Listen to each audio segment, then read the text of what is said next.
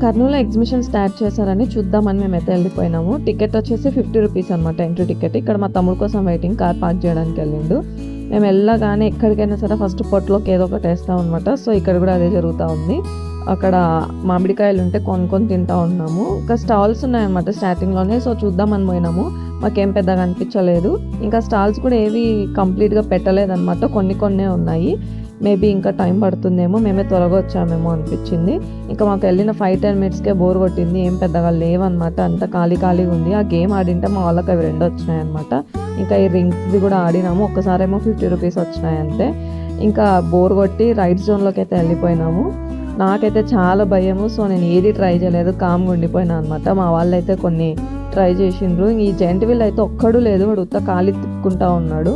వీటన్నిటికైతే per person 100 rupees charge చేస్తూ ఉన్నారు టికెట్కి. మొత్తానికైతే మేము బాగా డిసప్పాయింట్ అయిపోయినాము. ఇంకెవరైనా సబ్స్క్రైబ్ చేసుకో